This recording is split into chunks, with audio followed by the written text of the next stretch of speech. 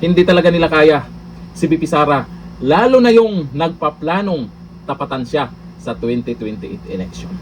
Lalo na yung mga nag-iyak-iyakan na sa social media, kung ano na yung ginagawa nila sa social media para mapansin lang ba. O ayon po dito sa kumakalat na post ngayon na survey na kung saan, nako po, pinagtulungan na lahat.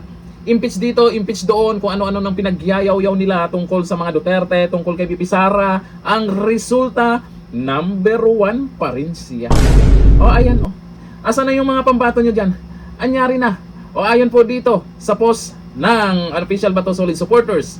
Senador Hontiveros sa Secretary Remulla. Ilan sa mga kulelat sa 2028 presidential survey. Kulelat daw oh. Kasama sa mga kulelat sa isinagawang 2028 presidential election survey ng WR numero sina Senador Risa Hontiveros at Secretary John Vic Remulla. Sa nasabing survey, eto ha, 0.7% lamang ng mga Pilipino ang nagsabing iboboto nila si Risa Hontiveros sa pagkabangulo sa 2028, habang 0.3% naman ang nakuha ni Remulla. Buti na lang hindi nag-negative, di ba? Si Secretary Vince Dizon naman ang may pinakabagong pumasok sa survey list na 0.1% ang nakuhang boto. Samantalang si VP Sara, ayon, nangunguna. Nangunguna noon hanggang ngayon. At syempre, tuloy-tuloy na yan. Nakita nyo naman sa mga nangyayari ngayon. Nung panahon na talagang makikita nating sabay-sabay na yung atake nila sa paninira kay VP Sara, sabayan pa yung nakaraan na na-impeach siya sa Kamara. Tuloy-tuloy yung panahon na yon. Pero andun pa rin si VP Sara na kung saan isa sa pinagkakatiwalaan talaga ng mga tao. Eh ngayon pa kaya na lalong lumalabas ngayon na merong mga buhaya dyan na naninira lang kay VP Sara, lalo na yung mga nakatanggap ng mali-maletang pera di umano ay paninira lang ang ginagawa nila sa mga Duterte, at lalo na may iba dyan na balimbing na sumusuporta na kay VP Sara. Merong mga grupo na nabuo ngayon na kung saan susuportahan si VP Sara sa 2028 election. Habang tumatagal, lalong lumalakas. O paano yan? Anong gagawin nyo? Mag-iiyakan na lang. Hindi umubra yung drama nyo. May iba dyan, sumasakay lang ng bus pag malapit na eleksyon.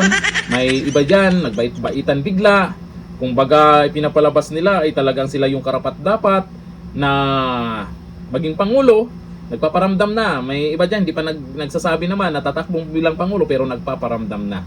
Eh nakakahiya po na magsabi kayo na tapatan nyo si VP Sara kung ang resulta walay naman pala.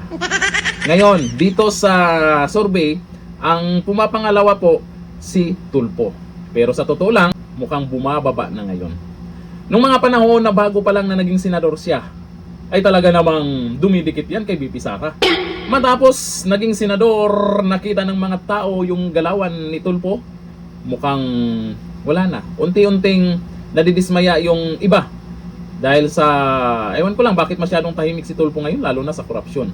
At etong si Lenny naman, meron talagang solid na nakasuporta sa kanya. Kaya pagdating sa survey, pagdating sa eleksyon, andyan naman siya. Hindi siya nawawala, hindi siya napunta sa pinakababa.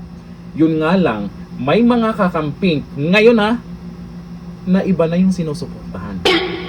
Hindi na si Lenny, yung dating isa din sa maingay dyan si sampol natin si Attorney Rowena Guanzon. Isa yan sa maingay na talagang Lenny kasi dilawan talaga yon. O ngayon nasaan na? Kanino na sumuporta? Siyempre malaki din ang followers nun. Malaki din ang hatak nun. Kaya mukhang ala na. Wala sila pag-asa kung hindi pa impeach na lang si VP Sara. Ayon dito sa mga nagkomento, kawawa naman kayo. Sabi ni Art Game Foul, si Garcia lang ang pag-asa nila kahit hindi ibinoto siguradong panalo. Naku po, ito nakakatakot Kasi pagdating sa mga ganyan, usa-usapin ng eleksyon, lumalabas talaga yung pangalan ni Garcia. Yan talaga ang malakas na pwedeng makakatalo kay VP Sara. Anong meron kaya dito kay Garcia? Malakas ba ang power niya? Sabi ni Conrad Maliwat, wag naman ganon paghihinaan tuloy ng loob yan. Umasa kasi sila sa panalo. Kaya ang payo ko dito sa ibang mga politiko na planong tapatan si VP Sara sa 2028 election, more, epal pa more. Baka sakaling may mapapaniwala pa kayo. magpa-epal pa kayo. Oo, yan na lang pag-asa nyo. Hanggang dito lang, thank you. Bye-bye.